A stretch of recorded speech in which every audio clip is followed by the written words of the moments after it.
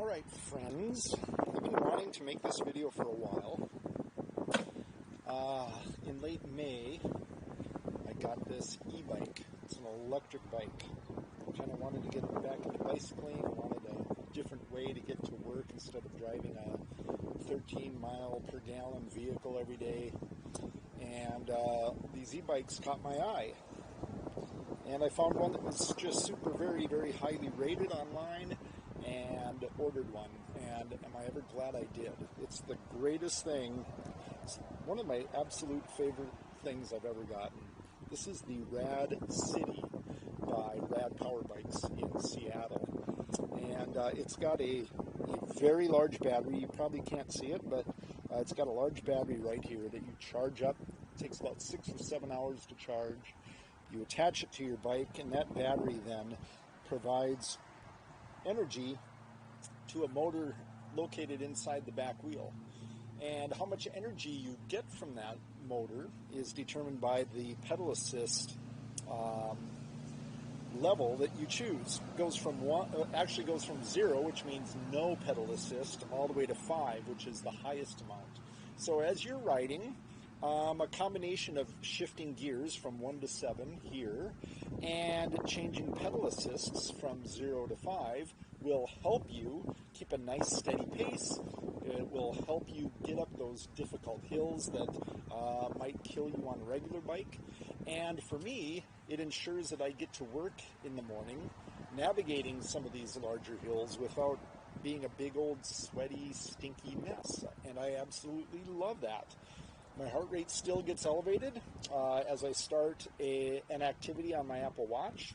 I say that I'm going to go outdoor biking, and when I do that, I get to work, and my heart rate is around 103, 104, somewhere around there. So I am getting a bit of a cardio workout. It's not extreme. The motor only assists you when you're pedaling, so that's motivation to continue to pedal. Like I said, if you want a good workout, you dial the pedal assist down.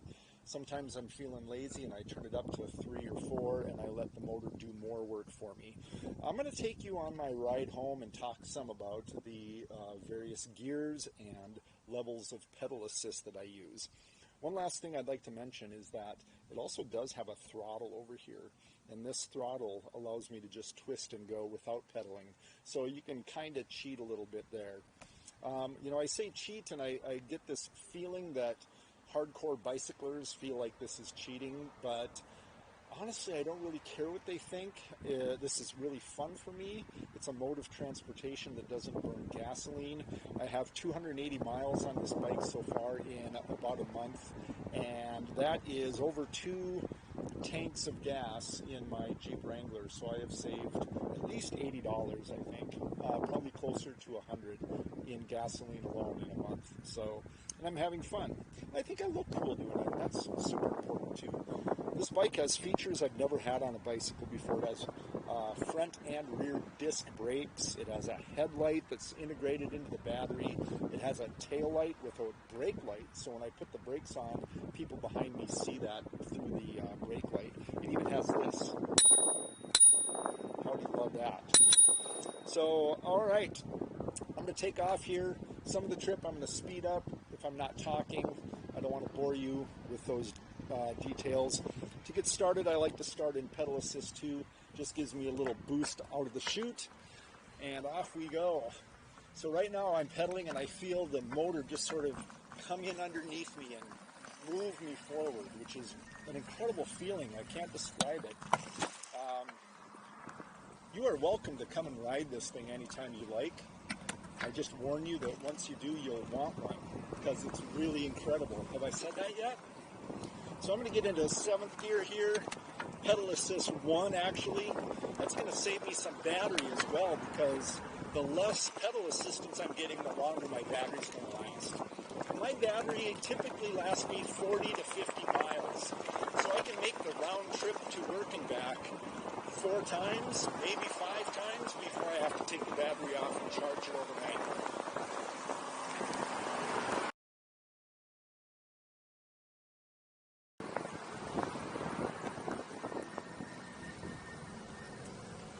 The throttle at times is useful at an intersection like this. I can just twist the throttle a little bit and it gives me a boost to get me quickly up to speed. I also use it when I'm downtown.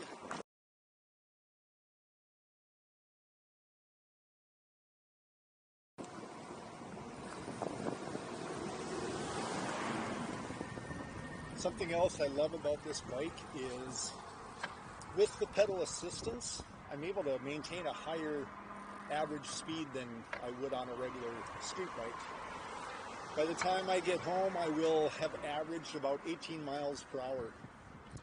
And again, I can do it all without getting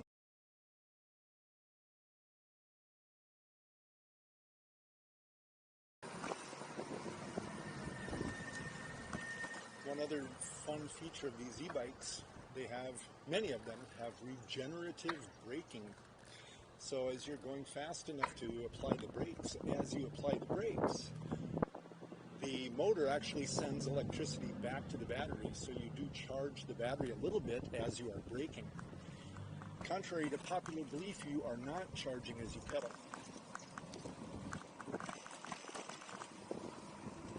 So we're going to get a nice run here where I can get into 7th gear and move along pretty quickly, even just with pedal assist too. Oh shoot.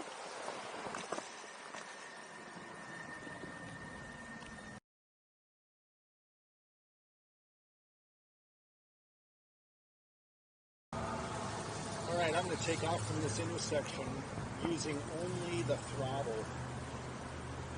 So you can see what that looks like.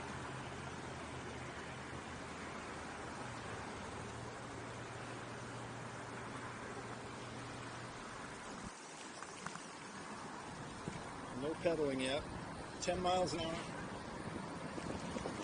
20 miles an hour. Right there, 20 miles an hour. Not a bit of pedaling. It's kind of cheating. I'm going to pedal now.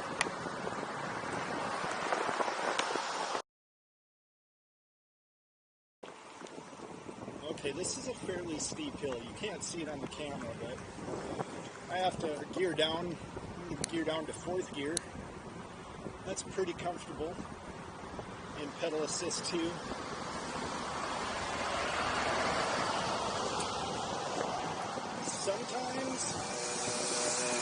Sometimes my right knee hurts when I'm biking, and that's when I would kick this into pedal assist 3.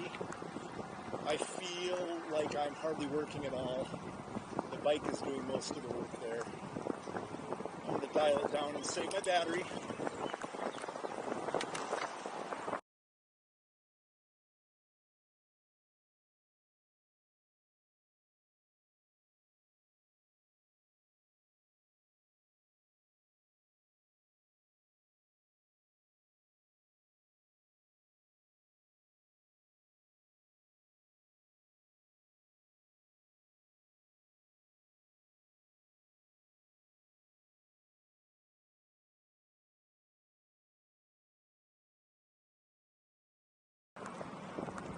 Okay, if you know this hill coming up, you're going to know one big reason why I love this bike. This is the big hill going over the interstate on Highway 15, about a mile from my home here. And normally on a street bike, I would gear down to 1 and maybe stand and pump to get up this without walking my bike. I'm currently in pedal assist 2, just starting to climb here, 7th gear, and I'm working hard. First thing I'll do is shift down some, maybe to 4th gear, and that's better, although I have to work pretty hard with my legs. So I'm going to just go to pedal assist 4. This is one of the few places I go that high, and right now I'm pedaling. I'm providing a little bit of power to the pedals, but it's mostly the motor doing the work here. I'm not getting wiped out from it. Actually, as I start to crest here, I will dial back to pedal assist 3 and then get back into 7th gear so I can start this nice flat run heading home.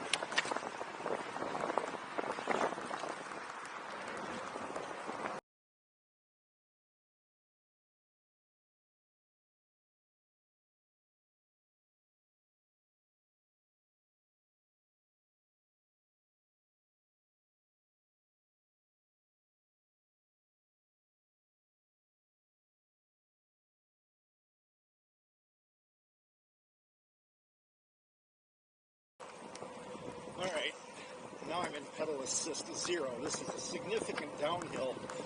I'm actually going to coast. I don't know if I mentioned earlier, but when you coast, the battery, the motor does not engage. It's only working when you're pedaling. And did I mention this thing is heavy? It weighs like 60 pounds or something like that. It's well constructed. That battery is heavy. It adds to the weight. So, pedal assist 0, going up my last big hill. This is a chore. It'd be a great workout if I was looking for that, but I'm not today. I just want to get home. I'm going to dial up to pedal assist 3. Right there, you can see that. Here's the amount of wattage that's being sent to the motor from the battery. That changes depending upon which pedal assist you're in. This shows my battery level, my current speed, and my overall odometer, which I can change to show triponometer as well. So I'm approaching 300 miles in really barely over a month. 10 days of this last month were vacation. I was gone and my bike wasn't used at all. So, and after 2 trips, 2 round trips to work and back, 10 miles per round trip, I've only used 1 bar of battery life. So, pretty happy with how the battery holds up. I love the way it rides. There's a shock absorber in the front I forgot to mention. It is a total blast. If you'd like to give it a ride, let me know.